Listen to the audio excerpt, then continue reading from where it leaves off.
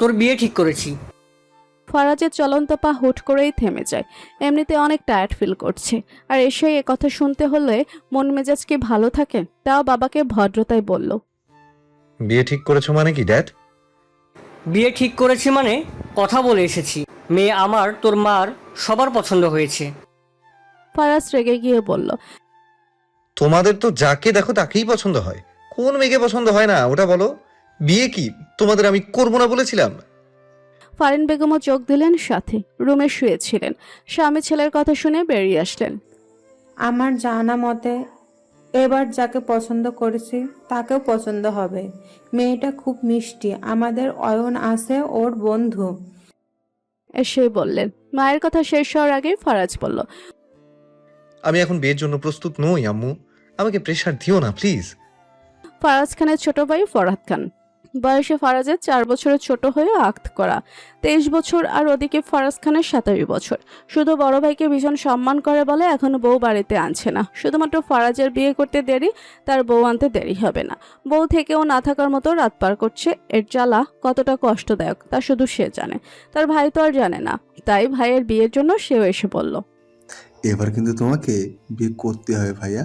পরে তোমার আগে আমি বাবা হয়ে গেলে তুমি মানুষজনকে মুখ দেখাতে পারবে না। ফারাজ আশেপাশে তাকিয়ে কিছু খুঁজতে চায়। ফরাদ তাও ভয় না পেয়ে পড়ল, এবার বিয়ে না করলে আমি বড় হয়ে যাব আর তুমি ছোট। ফারাজ নিজের রাগ শান্ত করতে চেয়ে বলল, তো হয়ে যা না বড়, তোর মন চাইলে তোর বউকে নিয়ে আয়, আমি কি নিষেধ করেছি? তুমি বিয়ে না করে থাকা মানে নিষেধ করা, মুখে বলতে হয় না, বুঝে নিতে হয়।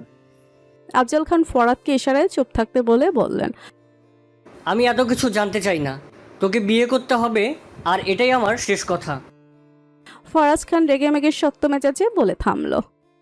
তোমাদের যা খুশি তাই করো, আমাকে আর এসবে বিরক্ত করো না। বিয়ে করতে বলছো, করব। এবার খুশি? বলে হনহনিয়ে সিঁড়ি বেয়ে উপরে উঠে চলে গেল। আফজল খান, ফারিন বেগম, ফরাদ সবাই একসাথে বলে উঠল। আলহামদুলিল্লাহ। ফারিন বেগম আবার স্বামীর উদ্দেশ্যে বললেন, কিন্তু ওনারা কি রাজি হবে? ছেলেটাকে তো অনেক কষ্টে রাজি করিয়েছি, কার সাথে বিয়ে সেটাও জানতে চাইলো না। পরে যদি কোনো সমস্যা হয়? তুমি এসব নিয়ে চিন্তা করো না ফারিন, আমি তৌসিফ শেখরকে বুঝাবো। আর আমাদের ফারাজকে তো কোনোদিন দিয়ে কম নেই, না করার মানেই হয় না। আপনি যা ভালো বুঝেন। ছেলেটার আগের বসে বলেছে, কিন্তু আমাদের এই সুযোগ কাজে লাগাতে হবে। পরে মত বদলাতে দেরি হবে না। আফজল খান স্ত্রীর কথায় সায় জানালেন। ফারাজ রুমে এসে দরজা লাগিয়ে পরনের শার্ট খুলে ফেলল। বিয়ে বিয়ে শব্দটা যেন বিদ্যুতের ন্যায় ঘুরপাক খাচ্ছে যুবকের মস্তিষ্ক জোড়ে। ফারাজ তোয়ালে নিয়ে ওয়াশরুমে চলে গেল। 15 মিনিট সময় নিয়ে গোসল করে বেরিয়ে এসে সোফায় বসলো। মাথার ভেজা চুলগুলো কপালে লেপটে টপ টপ পানি পড়ছে। সেদিকে কোনো খেয়াল নেই। চুলের পানিগুলো মুছতেও কেন জানি বিরক্ত লাগছে। ট্রাউজার স্যান্ডো গেঞ্জি পরে কিছুক্ষণ কপালে হাত দিয়ে সোফাতেই শুয়ে থাকলো। সহসা চোখের সামনে বেয়াদব এক মেয়ের মুখখানা ভেসে উঠল। আজকাল এই বেয়াদব মেয়েটা তাকে ভীষণ জ্বালায়। পিচ্ছি একটা মেয়ে, তার সাথে রাগ জেদ দেখায়, ভাবা যায় সে কিছু বুঝে না ভেবে মেয়েটার মতলব সে ঠিকই কিছু বুঝে, কিন্তু পাত্তা দেয় না। তার সাথে কি এসব যায়? দেয়াল ঘড়িতে নজর বুলিয়ে তিতলি বাহিরে বেরিয়ে আসলো। খিদে পেয়েছে। পার্ক থেকে আসার পর গোসল করে ক্লান্ত শরীর নিয়ে 1 ঘন্টা ঘুমিয়েছিল। ড্রয়িং রুমে আসতেই ফরিদা বানু নাতিনকে দেখে ডাকলেন, এইদিকে আয়। তিতলি দাদুর কথা শুনে এগিয়ে গিয়ে বলল, কিছু বলবা দাদু? কইতাম তো বহুত কথা। বলো দাদু। ফরিদা বানু নাতিনের দিকে কিছুক্ষণ তাকিয়ে থেকে বললেন, তোর উপর মনে হইতাছে বিয়ের রং লাগবো সেমরি। তিতলি অবুঝ ভঙ্গিতে না বুঝে বলল, কার বিয়ে দাদু? তোর সারা আর কে? তিতলি ভাবলো তার দাদু মজা করতে, তাই বলল, ছেলে কেমন, ঘুষখোর নাকি মেয়েখোর? আরে ঘোষখোর মেয়েখোর থেকে কি নাতনি বিয়া দেবনে? সপ্তদশী উজ্জ্বল মুখে বলল, তাহলে কেমন ছেলে দেখে দিবা দাদু? গম্ভীর রাগী থেকে? তাদের থেকেও দুমুনা। আমার নাতনি জামাইয়ের হইতো ওইব আমার নাতিরেনের মতন যাতে মোর লগে বসে দুইখান গল্প করে। তিতলি মনে মনে ভাবে তার গম্ভীর ফারাজ তো মোটেও তার মতো না। সে তো চটচটে, চঞ্চল, বাচাল, এলোমেলো, উস্কোখুস্কো এবং বৈরাগী স্বভাবের। তাহলে কি আর ভাবতে পারছে না মেয়েটা? আখি যুগল পিটপিট করে কিছু বলতে নিচ্ছিল, তখনই আলেয়া শেখ তিতলির জন্য খাবার বেড়ে ডেকে বললেন, খেতে আয় তিতলি। তিতলি কথা না বাড়িয়ে ডাইনিং টেবিলে চেয়ার টেনে বসে পড়ল। আব্বু ভাইয়া কই আম্মু? বাজারে গেছে কার সাথে দেখা করতে। তিতলি জেদ ধরে বলল, তাহলে আমি আব্বু ভাইয়া আসলে তখন খাবো। বেশি কথা না বলে চুপচাপ খা, তাদের আসতে দেরি হবে বলেছে। তিতলি বাধ্য মেয়ের মতো চুপচাপ খেয়ে রুমে চলে গেল। মনটা ভীষণ খারাপ, মনে মনে চিকন সুরে গান গায়। বোঝে না সে, বোঝে না, টুনিদের বাপ আমারে বোঝে না। সকালে ঘুম থেকে উঠেও তিতলি আরো 1 ঘন্টা ধরে কোলবালিশ জড়িয়ে বিছানার এপাশ থেকে ওপাশে গড়াগড়ি খাচ্ছে। একটা সুন্দর স্বপ্ন দেখছে, এতটাই সুন্দর, রোমান্টিক যে চাইলেও এই স্বপ্ন থেকে বেরিয়ে আসতে পারছে না। দেখছে সে ফারাজের গায়ের উপর দুপা পেঁচিয়ে আরামে ঘুমাচ্ছে। ফারাজ বিরক্ত হয়ে বলল, এসব কেমন ঘুম? পা নামাও বলছি। তিতলি কোলবালিশ আরো জড়িয়ে ফিসফিসিয়ে বলে, নামবো না, টোনাটুনিদের বাপের উপর ঘুমাবো। হ্যাঁ, একটু একটু আদর করুন না। নিজের কথা যেন নিজেই শুনতে পেল মেয়েটা। চোখ বন্ধের মধ্যে লজ্জায় মেয়েটা লাল নীল গোলাপি হয়ে উঠছে। দরফর করে চোখ খুলল, কোলবালিশ এখনো বুকে চড়ানো। ঘুম ঘুম চোখে সহসা বিড়বিড় করে বলে, আল্লাহ, ওই ভাল্লুকটা মনে হয় আমাকে পাপনা পাঠায় দেবে। বলে একটু লজ্জা পাওয়ার ভান করে দুহাত দিয়ে মুখ ঢেকে ফেললো। সে কি লজ্জা! যদিও সে অনেক সময় ফারাজকে নিয়ে ভাবতে ভাবতে ঘুমায়, যার ফলস্বরূপ স্বপ্নেও ফারাজকে দেখে, কিন্তু আজ একটু বেশি বেশি দেখলো না। পরক্ষণেই সপ্তদশীর মন খারাপ হয়। রাতে ঘুমানোর আগে নাক টানতে টানতে বালিশ ভিজিয়ে কেঁদেছে। পাষাণ লোকটার মন পাওয়ার জন্য এত চেষ্টা করলো, তাও মন পাইল না। ইস, যদি স্বপ্নটা সত্যি হতো কতই না ভালো হতো। আসলে ভাল্লুকটা তাকে একটুও বুঝে না। সে চায় লোকটা তাকে একটু বুঝুক, আদর করে রোমান্টিক কথা বলুক। তিতলি ভাবনার মাঝে দরজায় ধাক্কা দিয়ে আলেয়া শেখ গলা ছেড়ে ডাক দিলেন, এই তিতলি, এখনো ঘুম থেকে উঠিসনি? মায়ের ডাকে তিতলির ভাবনার রেশ কেটে গেল। তৎক্ষণাৎ বিছানা থেকে নেমে দরজা খুলে দিয়ে বলল, উঠে গেছে আম্মু। আলেয়া শেখ কিছুক্ষণ মেয়ের দিকে তাকিয়ে বললেন, এত দেরি করে কেউ ঘুম থেকে উঠে? আরো একবার ডেকে গেছি। আমি শুনি নাই আম্মু। আলেয়া শেখ কিছু না বলে মেয়ের রুমে ঢুকে বিছানা গুছিয়ে দিলেন। মেয়েটা তার বিছানা গুছানো থেকে উল্টো আগোছালা করার জন্যই ভীষণ পণ্ডিত। বিছানা গুছানো শেষে বললেন, নাস্তা করবি, তাড়াতাড়ি ফ্রেশ হয়ে আয়। আসতেছি আসতেছি। মা চলে যেতেই তিতলি দেওয়াল ঘড়ির দিকে তাকালো। আসলে ঘড়ির কাঁটা 10টার কাছাকাছি। দৌড়ে ওয়াশরুমে চলে গেল। আজকে শুক্রবার, স্কুল, কলেজ, অফিস, আদালত, যত সরকারি প্রতিষ্ঠান আছে সব বন্ধ। তৌসিফ শেখ বাসায় আছেন, সোফায় বসে বসে বেশ দুশ্চিন্তায় ভুগছেন। রাতে আফজল খানের সাথে কথা বলে এসেছেন, সঠিক কথা জানাতে পারেননি। মন মানছে না ভদ্রলোকের। তার মেয়েটা এখনও তার চোখে বাচ্চা, একটু বেশি চঞ্চল, লাফালাফি করার স্বভাব। তিনি চান মেয়েটা আর একটু বড় হোক, সবকিছু বুঝুক, পড়ালেখা করুক, তারপর বিয়ে দেবেন। আলেয়া শেখ নিচে নেমে স্বামীকে একমনে কিছু ভাবতে দেখে বললেন, তিতলির বিয়ের ব্যাপারে কিছু ভেবেছেন? স্ত্রীর কথা শুনে তৌসিফ শেখ ভাবনা থেকে বেরিয়ে এসে বললেন, অনেক ভেবেছি আলেয়া, আমি আফজল খানকে কি বলবো বুঝতে পারছি না। আফজল খান শুধু ফোন করছেন। আলেয়া শেখ স্বামীকে বললেন, ওনাদের বাড়িতে আসতে বলেন, আমরা একসাথে নিজেদের মধ্যে কথা বলে দেখি। ওনাদের নাকি কোনো আপত্তি নেই। তিতলিকে আগে দেখেছে, ছেলেকে অনেক কষ্টে এবার বিয়ে করাতে রাজি করিয়েছেন। এবার যদি রাজি করাতে পেরেও বিয়ে করাতে না পারেন তাহলে আর পারবেন কিনা। আলেয়া শেখ স্বামীর কথা শেষ হওয়ার পূর্বেই সন্ধ্যার গলায় বললেন, আমার মনে হয় ছেলের মাঝে কোনো সমস্যা আছে, না হলে বিয়ে করতে চাইছে না কেন? আহ, চুপ করো তো। ফারাজ ছেলে দেখতে শুনতে ভালো, টিচার, ওর মাঝে কোনো সমস্যা নেই। আমি অনেক সময় কথা বলেছি তিতলিকে কলেজে দিতে গিয়ে। সব তো আপনি বলেন, যদি আমাদের তিতলির জন্য উপযুক্ত ছেলে হয় তাহলে হ্যাঁ বলে দেন। তৌসিফ শেখ সোজা বললেন, আমার মেয়েকে আমি বিয়ে দিলেও 2 বছর নিজের বাড়ি রাখবো। এটা বললে রাজি হলে হবে, না হলে নেই। আগে মেয়ে আর একটু বড় হোক, তারপর না হয় সে বাড়ি দিব। আলেয়া শেখ উঠে চলে যেতে যেতে বিড়বিড় করে বললেন, মেয়ের বিয়ের কথা শুনলেই দরদ উথলাই পড়ে। নিজে যুবককালে আমারে না পাইলে পাগল হয়ে যাইতো, এখন মেয়ের বেলায় সাধু সাজে। তৌসিফ শেখ আনমনে হেসে দিলেন। স্ত্রীকে অনেক ভালোবাসেন। যুবককালে আসলে তিনিও স্ত্রী ছাড়া কিছু বুঝতেন না। স্ত্রী আর মেয়ের মধ্যে তিনি অনেকটা মিল খুঁজে পান। চঞ্চল জেদি আর একটু রাগে, ভালোবাসা তো পাগলের মতো। তখন তিতলিও নেমে এলো, এসে চুপচাপ নাস্তা করতে চেয়ার টেনে বসে গেল। একটা ব্রেড আলগোছে নিয়ে সেটা কাঁটা চামচ দিয়ে ধীরে সুস্থে খাচ্ছে। সে ভেবে চিনতে নিয়েছে নিজেকে ফারাজের মনের মতন করার টিপস শুরু করবে। ভীষণ ভদ্র, গম্ভীর, রাগী, ধীরে সুস্থে কাজ করা, অনেক সুন্দর করে কথা বলার টিপস শিখতে হবে। সামনে থেকে কলেজে গেলে এসব টিপস শুরু করবে। তার এই পরিবর্তন দেখে নিশ্চয়ই ভদ্রলোক তার প্রেমে পড়বে। সহসা তৌসিফ শেখ মেয়ের হাতে ছিলে যাওয়া দাগ দেখে চিন্তার সুরে বললেন, হাতে দাগ কিসের আম্মু? তিতলির খাওয়া থেমে গেল। মনে পড়লো গ্যাস থেকে দ্রুত নামার সময় কিভাবে যেন ছিলে গেছে। এটা বাবাকে বললে বাবা তাকে অনেক বকবে, তাই বলল। বিড়ালের নখ লেগেছে আব্বু। তৌসিফ শেখ মেয়ের কথা বিশ্বাস করলেন না। বিড়ালের নখের দাগ কিছুতেই এমন হয় না, তাও বললেন। বিড়ালে আঁচড় লাগলে তো ইঞ্জেকশন দিতে হবে আম্মু। তিতলি ভয়ে খাওয়া ছেড়ে উঠে দাঁড়ালো। খাওয়া শেষ। ইঞ্জেকশনকে সে ভীষণ ভয় পায়। বাবাকে তো বলছে বিড়ালের নখ লেগেছে, এখন কি বলবে? এবার কি মুরগির আঁচড় লেগেছে বলবে? না, এটাও বিশ্বাস করবে না, কারণ কোনো মুরগি নেই। এবার বেশ ভেবেচিন্তে বলল, ভুল বলছি, বিড়ালের না, খরগোশের নখ আব্বু। তৌসিফ শেখ আর কিছু বললেন না। মেয়ের মতিগতি বোঝা দেয়। তখনই আবার ফোন বেজে উঠল ওনার। স্ক্রিনে তাকিয়ে মেয়ের পানে একবার চাইলেন। তিতলি বাবাকে ফোন ধরতে না দেখে বলল, কে ফোন দিয়েছে আব্বু? ধরছো না কেন? ধরতেছি, তুমি রুমে যাও আম্মু। তিতলি বাবার কথায় মেনে নিয়ে রুমে চলে গেল।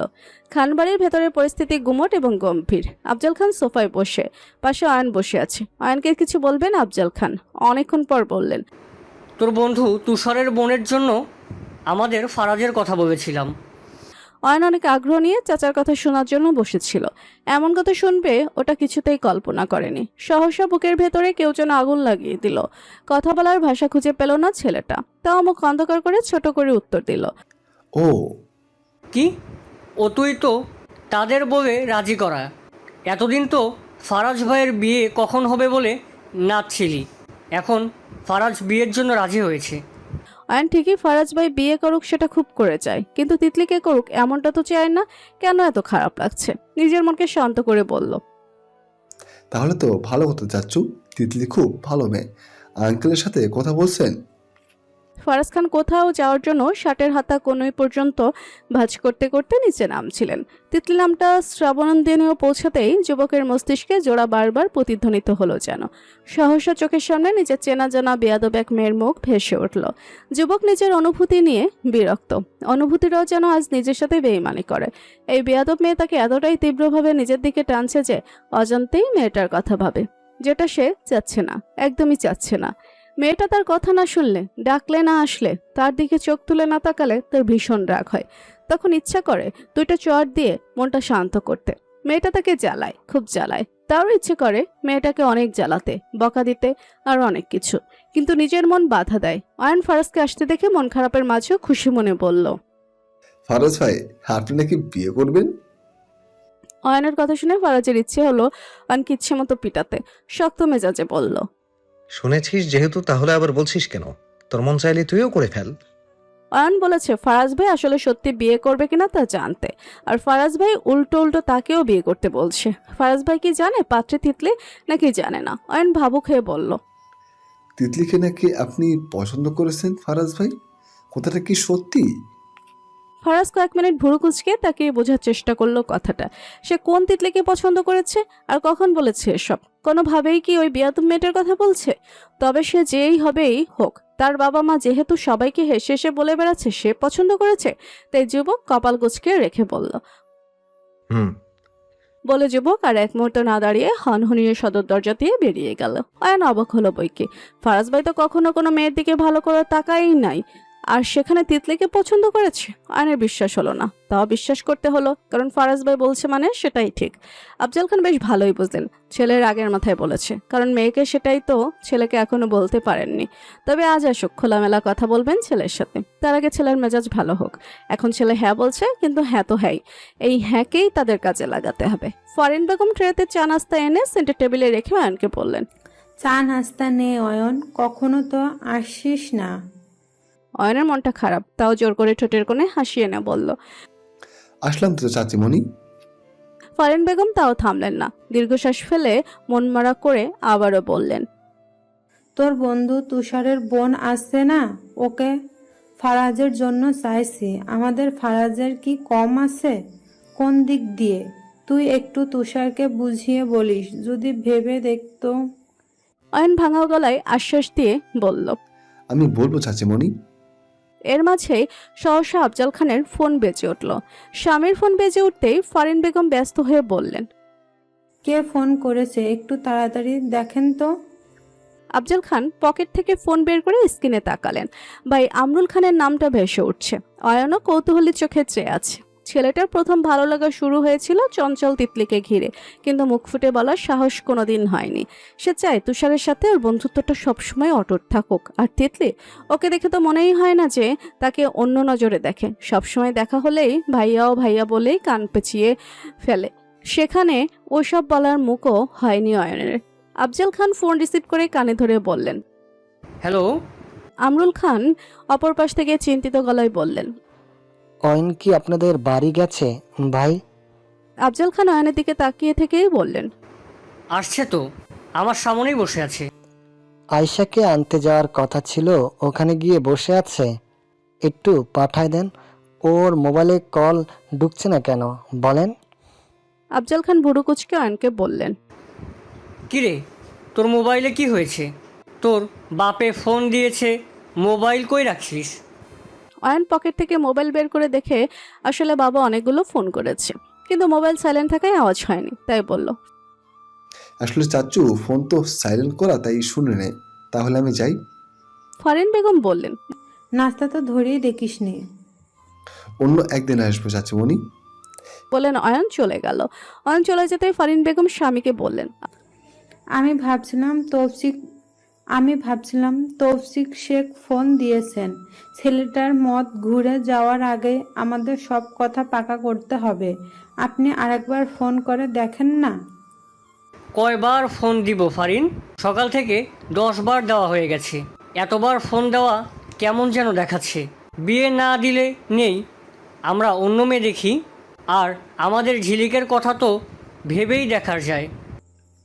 আরেকবার কথা বলে দেখেন না। এবার না বললে তাহলে আমরা ঝিলিকের কথা ভেবে দেখব। আফজাল খান শেষ পর্যন্ত স্ত্রীর কথায় সায় জানালেন।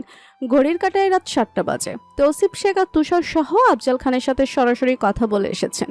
ড্রয়িং রুমে আলেয়া শেখ শাশুড়ির সাথে বসে বসে গরম গরম চা খাচ্ছেন আর কথা বলছেন। স্বামীকে আসতে দেখে উঠে দাঁড়িয়ে বললেন, তুষার কই? তুষার বন্ধু বান্ধব নিয়ে আড্ডা দিচ্ছে, ফিরতে রাত হবে বলছে। আলেয়া শেখ স্বামীর কথা শুনে বললেন, ওনাদের হ্যাঁ বলে দিয়েছেন নাকি এখনো দুশ্চিন্তায় ভুগছেন? অনেক খোঁজ খবর নিয়েছে আলেয়া, ছেলে ভালো পরিবারও ভালো, না করার মানেই দেখলাম না। ফরিদাবানু হেসে বললেন, আলহামদুলিল্লাহ, ভালো করছিস বাপ। পোলার গোর রে আমাগো বাড়িত আই মাইয়ারে দেখা যাইতে কষ নাই। বলছি আম্মা, তারা তিতলিকে আগে দেখছে, এখন শুধু 3 দিনের ভিতরে বিয়েটা হয়ে যাক এটাই চাইতেছে। আর আমাদের তিতলি রাজি আছে কিনা সেটাও তো দেখতে হবে। ফরিদাবানু ছেলেকে বললেন, তিতলি রাজি থাকুন আর নো থাকুন দি কি হইব, আমরা রাজি থাকলেই হইব। তৌসিফ শেখ ভেবেচিন্তে কিছুক্ষণ পর বললেন, আমার একটা মেয়ে ধুমধাম করে বিয়ের অনুষ্ঠান করে সবাইকে দাওয়াত দিব আম্মা, কিন্তু তিতলিরও তো মতামতের দরকার আছে। আলেয়া শেখ স্বামীর কথায় বড় গলায় বললেন, তিতলির মতামতের দরকার নেই, তিতলিকে আমি বুঝাবো, আপনাকে চিন্তা করতে হবে না ওই বিষয়ে। তৌসিফ শেখ স্ত্রীর কথার উত্তর না দিয়ে রুমে চলে গেলেন। রুমে বসে নিজের পার্সোনাল ডায়েরিতে আঁকাআঁকি করছে তিতলি। এক পেজে 2টো ছেলে মেয়ে গেছে। মেয়েটাকে শাড়ি পরিয়েছে, ছেলেটাকে পাঞ্জাবি। ওপরে সুন্দরভাবে লিখেছে জামাই বউ। ছেলেটার মাথার উপর লিখেছে ফারাজ আর মেয়েটির মাথার উপর লিখেছে তিতলি। তারপর মোবাইলে কয়েকটা পিক তুলে নিধিকে পাঠিয়ে বলল, আমাদের অনেক মানিয়েছে তাই না বল? লিখে সেন্ড করে দিল। অনেকক্ষণ তাকিয়ে রইল তার বানানো গম্ভীর ফারাজের পানে। পরীক্ষা সহ বনভোজনের পর থেকে কলেজ 1 সপ্তাহের জন্য বন্ধ। আজকে কদিন তার ভাল্লুকটাকে দেখে না, কখন কলাজ খুলবে আর সে গম্ভীর হওয়ার ভান করে ফারাজের সামনে নিজেকে উপস্থিত করবে, বুড়ো কুচকে রাখবে, কপাল কুচকে রাখবে। এসব চিন্তায় মেয়েটার রীতিমতো চিন্তা ভাবনার শেষ নেই। সহসা তিতলির ফোন বেজে উঠল। মেয়েটা নিজের ভাবনা থেকে বেরিয়ে স্ক্রিনে তাকিয়ে দেখে সিয়াম ফোন করেছে। তিতলি এখন কারো ফোন ধরবে না, তাই রেখে দিল। আবারও বেজে উঠল। এবার তিতলি বিরক্ত হয়ে রিসিভ করলো। সে কিছু বলার আগেই সিয়াম বলল, এতবার ফোন দিচ্ছি ধরিস না কেন? তোর জন্য একটা সুখবর আছে রে, পাঙাশ মাছ। তিতলি রেগে গিয়ে বলল, পাঙ্গাস মাছ কাকে বলিস সিয়ামের বাচ্চা? তোর সব চুল ছিঁড়ে আমি যদি টাক না বানাই তাহলে আমি সত্যি মেনে নিব আমি পাঙ্গাস মাছ, দেখে নিস। আরে থাম, এত রেগে যাস না, পরে কাঁদবি। সুখবরটা তো আগে শোন। তিতলি সিরিয়াস হওয়ার ভান করে বলল। কি সুখবর? পাশ থেকে সিয়াম বেশ সময় নিয়ে এক নাগাড়ে বলল, ফারাজ স্যারের নাকি বিয়ে ঠিক হয়েছে। তোর কি হবে এখন? তোর কি হবে রে এখন? আগেই বলেছিলাম স্যারের পিছনে হাঁটা বাদ দে। এখন কি পাইলি? স্যার তো বিয়ে করে ফেলতেছে। তিতলি বিশ্বাস করে না এই সিয়ামের কথা। তার ফারাজ শুধু তার, আর কারো না। তাও সপ্তদশীর মনটাই কোটাকছে। সে বিশ্বাস না করে বলল, মিথ্যা কথা কেন বলিস? সিয়াম এবার গম্ভীর হয়ে বলল, একটাও মিথ্যা কথা বলছি না, বিশ্বাস কর। আজ ফারাজ স্যারের ভাই ফরহাদ আছে না, ফারাজ স্যারের ব্যাপারেও দেখছি দোকানে বাপ ছেলে স্যারের বিয়ে নিয়ে কথা বলছে। মেয়েরা রাজি হয়েছে এইসবও বলেছে। বিয়ের কথা নাকি পাকা হয়ে গেছে। সিয়ামের কথা তিতলি বিশ্বাস হবে হবে করেও হলো না। সে ফারাজের মুখে শোনা ছাড়া বিশ্বাস করবে না, কথা একদম বিশ্বাস করবে না। মেয়েটা ফুফানোর জন্য কথা বলতে পারছে না, বিশ্বাস করবে না। তাও আঁখি যুগল বারবার ভিজে উঠছে। নাক টানতে টানতে ফোন কেটে দিল। তুষার অয়নের সাথে বাজারে দোকানের পেছনে বসে আড্ডা দিচ্ছে। অয়ন সিগারেট টানছে। তুষার অনেকক্ষণ অয়নের হাব ভাব খেয়াল করছে। এবার সন্ধ্যের গলায় বলল, কি রে শালা, আজ এত সিগারেট টানছিস কেন? অয়ন সিগারেটের শেষের টান দিয়ে ফেলে দিয়ে তুষারের দিকে তাকালো। আর চাচার থেকে আবার শুনেছে বিয়ে নাকি পাকাপোক্ত হয়েছে। সে খুশি এ বিয়েতে। তার ফারাজ ভাই বিয়ে করবে, আর সেটা যদি তিতলি হয় তাহলে সেটাই বেস্ট। শুধু ফারাজ ভাই বিয়েটা করলেই হলো। অয়ন নিজের অযাচিত ভাবনা একপাশে রেখে বলল, এমনি খেতে ইচ্ছে করলো, তোর মন চাইলে তুইও খা। তুষার কখনো সিগারেট খায় না, তবে আজ প্রাণের বন্ধুকে খেতে দেখে কৌতূহল হলো, তাই বলল। একটা দে, খেয়ে দেখি। অয়ন সিগারেটের প্যাকেট থেকে একটা নিয়ে আগুন ধরিয়ে তুষারকে দিল। তুষার দুটান দিতেই কেসে উঠল, চেঁচিয়ে পড়ল, এসব ছাই পোড়া মুরব্বী মানুষ খায় কিভাবে? সেদিন মতিন চাচারে দেখি দোকানে বসে সিগারেট খাচ্ছে। আমি বললাম, এই বয়সে সিগারেট কেন খাও চাচা? বেটা হেসে হেসে বলল, সিগারেট খেলে নাকি মন মেজাজ ভালো থাকে, সব সময় খায় না। তোর চাচির লগে ঝগড়া হলে তখন খায়। শুনে আমি তো কয়েক সেকেন্ড হাঁ করেছিলাম। বুড়ো বয়সে বেটা চাচির লগে ঝগড়া করে? তুষার কথা ঘুরিয়ে আবার ফারাজের প্রসঙ্গ টেনে পড়ল। ফারাজ ভাইয়ের সাথে তিতলির বিয়ের কথা চলছে, শুনিসনি? অয়ন ছোট করে বলল, তুই খুশি না? অয়ন হেসে বলল, খুশি হব না কেন? শুনে আমি খুব খুশি হয়েছিলাম। তুষার সহসা কপাল কুচকে বলল, আচ্ছা, ফারাজ ভাই কি বিয়েতে রাজি? মানে তিতলিকে কি পছন্দ করে এমন টাইপ কিছু? অয়নের মনে পড়ল ফারাজ ভাই তাকে নিজের মুখে হুম বলেছে। তার মনে সত্যিই পছন্দ করে, তাই বলল, ফারাজ ভাই নিজে তিতলিকে পছন্দ করেছে। তুষার কিছুক্ষণ চুপ থেকে বলল, তোর ফুফাতো একটা বোন আছে না, ঝিলিক নাকি মিলিক নাম, তার কি খবর রে?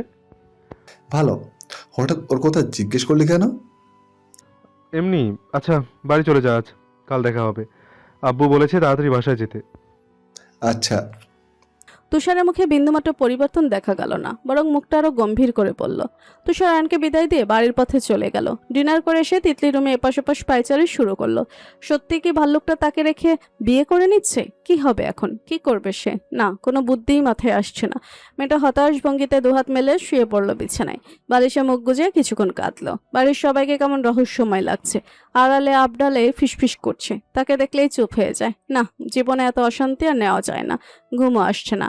অভিমানী মেয়েটা ফারাজের কণ্ঠে একবার শুনতে চায়, না হলে আজ রাতে ঘুম হবে না। সিয়ামের কথাগুলো যাচাই করতে হলেও ওই লোকের সাথে কথা বলা দরকার আছে। তৃতীয়া দেরি না করে ফোন হাতে নিল। মেসেঞ্জারে ঢুকে সব ইগনোর ভুলে ফারাজকে সরাসরি রিয়েল আইডিতে মেসেজ দিল। আপনি নাকি বিয়ে করে নেবেন স্যার? মেসেজটা দিয়ে ভাবলো হয়তো কোনো রিপ্লাই আসবে না, তাই পাশে রেখে চোখের পানি নাকের পানি এক করলো। ফরাজ খান রাতের খাবার খেয়ে সবে রুমে এসেছেন। পরনের টি শার্টটা খুলে উন্মুক্ত শরীর নিয়ে বিছানায় বসেছেন। ইতিমধ্যে জেনেছেন পার্টির সঙ্গে তার চেনা জানা বেয়াদব মেয়েটা। প্রথমে না না বলে দিবে ভেবেও পরে কিছু একটা ভেবে চুপচাপ শুনে এসেছেন। কিন্তু মোবাইল হাতে নিতে এমন মেসেজ দেখে যুবক কপাল কুঁচকে ভাবলো, তবে কি এই মেয়ে জানে না? না জানলে না জানুক। যুবক নিজ অজান্তেই তার বাদামি ঠোঁট দুটো কেমন আনমনে বিড়বিড় করে বলল, আপনার এই অধৈর্যহীন বেয়াদবি কমানোর জন্য হলেও আপনাকে বিয়ে করার প্রয়োজন আছে, বেয়াদব মেয়ে। অতঃপর ভাবলেন এখন জ্বালাতে পারলে খারাপ না, তাই হুম লিখে যুবক মোবাইলটা রেখে দিলেন। তিতলি এখনো মেসেঞ্জারে ফরাজের আইডিতে ঢুকে আছে। মেয়েটার ভাবনা এই যে একটা কিছু জানাক, সে সত্যিটা জানতে চায়। কিন্তু তাকে অবাক করে দিয়ে পরপরই টুংটাং মেসেজের আওয়াজ আসলো। হুম। ফরাজের সরলতম জবাবে তিতলি বাকরুদ্ধ হয়ে গেল। চোখ জোড়া লাল হয়ে পিটপিট করছে তার। কাপা হাতে লিখল। কাকে কাকে বিয়ে করবেন?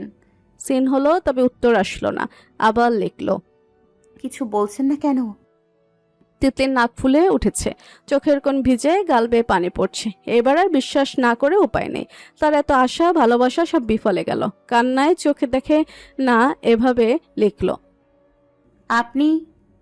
সম্পূর্ণ বাক্য লিখতে পারলো না। কাঁদতে কাঁদতে মোবাইল ছুঁড়ে মারলো। সেই বিয়ে হতে দেবে না। বিয়ের দিন ওই বাড়ি গিয়ে বিয়ে ভেঙে দিয়ে আসবে, একদম হতে দেবে না। তারপর দেখবে ওই লোক কিভাবে বিয়ে করে। সেই রাতটা তিতলির একদম ভালো কাটেনি। ফরাজের বলা হুম শব্দটা সপ্তদেশীর রাতের ঘুম ঝলসে দিয়েছে। ছটফট করতে করতে ফজরের সময় চোখ লেগে গেল।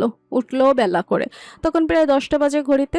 আলায়া শেখ কয়েকবার মেয়েকে ডেকে গেছেন, কিন্তু যেদি মেয়েটা চুপচাপ দরজা লাগিয়ে বসে আছে, কোনো সারা শব্দ করছে না। আর বললেও জোর দিয়ে বলছে, ঘুমাচ্ছি আমি। তার চোখ মুখ ফুলে কলা গাছ হয়ে আছে। এই চেহারা নিয়ে নিচে যাওয়া সম্ভব নয়। সারা রাত কেঁদে এখন আর কাঁদতেও পারছে না। কাঁদলেই শান্তি নেই। চোখের পানি নাকের পানি এক হয়ে যায়। তারপর আর নিঃশ্বাস নেওয়া যায় না। এভাবে আর ওই পাষাণ লোকের জন্য কেঁদে নিজেকে কষ্ট দেওয়া যায় না। ওই লোক তাকে কখনো বুঝেনি, ভালোবাসেনি। আর সে কত কিছু ভেবে এসেছে এতদিন। ফারাজ যখন তাকে জোর করে বলতো, আমার দিকে তাকাও বলছি, আমি ডাকছি শুনছো না কেন? শাসনের মতো কথাগুলো শুনলে তুলতুলে ভালো লাগায় ভরে যেত বুকটা। কিন্তু ওগুলো সব মিথ্যা ছিল, সব অভিনয়। নিজের মনকে বোঝাতে শুকনো ঠোঁট জোড়া আনমনের বিড়বিড় করলো। করুন বিয়ে, একটা বিয়ে করুন, না হলে 10টা আমার কি? তাতে আমার কিছুই আসবে যাবে না। তার সাথে বউ থাকুক বাচ্চা থাকুক, ইট ডাজন্ট ম্যাটার। কিন্তু মনের কোণে এটা আসলেই ম্যাটার করে। তিতলির বুক চুরমার করে কান্না পাচ্ছে। কেন ওই পাষণ্ড মানুষটার প্রেমে পড়তে গেল? আচমকা দরজায় টোকা দিল কেউ। গলা ছেড়ে দিয়ে উঁচু আওয়াজে ডাকলো, তিতলি, রুম থেকে বের হচ্ছিস না কেন? ভাইয়ের কণ্ঠ পেয়ে মেয়েটা তৎক্ষণাৎ সোজা হয়ে বসলো। ভাবনা এলো এতক্ষণ দরজা বন্ধ করে বসে থাকলে নিশ্চিত বাড়িতে বড় কোনো কাণ্ড ঘটবে। তাকে নিয়ে মেয়েটা দীর্ঘশ্বাস ফেলল। এমন কষ্ট এই 17 বছরের জীবনে কখনো পায়নি। গলা পরিষ্কার করে জোরালো গলায় ভাইকে বলল, তুমি যাও, আমি আসছি ভাইয়া। অধৈর্য তুষার বোনের কথা শুনে দরজা ধাক্কা দিয়ে স্রেফ বলল, তোর কি হয়েছে বলতো? কিছু না, ঘুম ভাঙছিল না ভাইয়া। আচ্ছা তাড়াতাড়ি বেরিয়ে আয়। আর আওয়াজ আসলো না। ভাই চলে গেছে মনে হয়। তিতলি তাড়াহুড়ো করে ফ্রেশ হয়ে এলো। সিল্কি লম্বা চুলগুলোর ঝাঁটার মতো দশা। রাতে নিজে ইচ্ছে করে চুল খুলে দিয়ে সামনে পেছনে ছড়িয়ে ভূতের মতো হয়ে কেঁদেছে। ওই লোককে সে কখনো ক্ষমা করবে না। নিজের মনকে বুঝিয়ে ঘরের বাইরে বেরিয়ে এলো। তারপর তিতলি সিঁড়ির সামনে এসে থেমে গেল। আলায়া শেখ আর ফরিদা বানু নিজেদের মধ্যে কথা বলছেন। বিয়ে পরশুদিন। তিতলি আবার দাদুর কথা শুনতে পেল। কালকে তেলের রাত হইব। আলায়া শেখ ভাবুক হয়ে বললেন, সবকিছু খুব তাড়াতাড়ি হয়ে যাচ্ছে না আম্মা? ছেলেপক্ষ আর একটু সময় দিলে ভালো হতো। বেশি বুঝোস না বৌমা, বিয়ার মতো ফরজ কামে দেরি করতে নাই। যত তাড়াতাড়ি দন যাইব ততই মঙ্গল। তিতলিরেও তো বলা হয়নি আম্মা। মেয়েটার কি হয়েছে কে জানে, সকাল থেকে ডাকি শুধু বলতেছে ঘুম যায়, আরেকবার ডেকে আসি। ইতিমধ্যে তিতলি হেঁটে একদম মায়ের পেছনে এসে দাঁড়িয়েছে। মেয়েটার মস্তিষ্ক কাজ করা বন্ধ করে দিয়েছে। বুড়ো যুগল কুচকে রেখে অভিমানী গলায় বলল, আমি এসছি, ডাকা লাগবে না। আলিয়া শেখ মেয়ের মুখশ্রী দেখে দাঁড়িয়ে ঘুরে ফিরে দেখতে থাকলেন। ভাবলেন মেয়ের মতিগতি তো ঠিক লাগছে না, চোখ লালো হয়ে আছে। একবার দেখে আবার সতর্ক চোখে চাইলেন তিনি। কি রে, তোর চোখ দুইটা অমন লাল হয়ে আছে কেন? ধরা পড়ে যাওয়ার মতো কথা শুনে তিতলি আমতা আমতা করলো। কই না তো। আলিয়া শেখ মেয়েকে চেনেন, নিশ্চিত তার কাছে কোনো কিছু লুকাচ্ছে। তিনি সন্দেহ চোখে এগোতে নিতে ত্রস্ত এক পা পেছনে সরল। তিতলি বলল, চোখে কি যেন পড়েছে আম্মু, তাই লাল হয়ে গেছে। আলিয়া শেখ মেয়ের কথা বিশ্বাস করলেন না, কারণ মেয়ে কিছুক্ষণ পর পর বড় বড় নিঃশ্বাস ফেলছে, ফুফানোর মতো করে উঠছে। মিথ্যা বলছিস কেন? তিতলি কিছু বলল না। আলিয়া শেখ এত কিছু না ভেবে সোজা বললেন, নাস্তা করতে বস। তিতলি বাধ্য মেয়ের মতো নাস্তা করতে বসে গেল। খাবার গলা দিয়ে নামছে না, চোখের সামনে শুধু ফারাজের গম্ভীর চেহারা ভেসে উঠছে। এই গম্ভীর চেহারা, অ্যাটিটিউড, হাঁটা চলা, কথা বলার ভাব ভঙ্গিমা দেখেই তো সে ওই লোকের প্রতি শতবার ঘায়েল হয়েছে। নাস্তা না করে বসে আছিস কেন?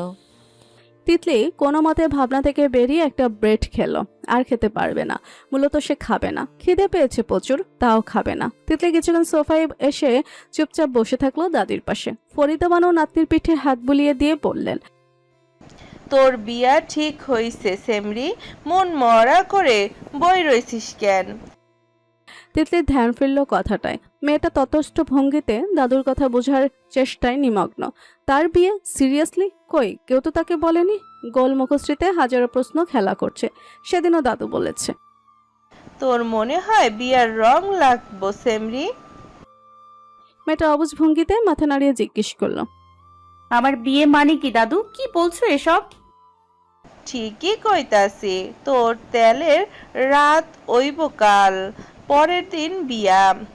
তিতলি বসা থেকে উঠে দাঁড়ালো সহসা, গলা ছেড়ে বাবাকে ডাকলো। আব্বু, আব্বু, আব্বু! আলিয়া শেখ কিচেন থেকে দৌড়ে এসে বললেন, তোর আব্বু অফিসে জরুরি মিটিংয়ে গেছে, চিল্লাচ্ছিস কেন? মেয়েটার চেহারা কাঁদো কাঁদো ভাব, কেঁদে দিবে অমন ভাব নিয়ে বলল,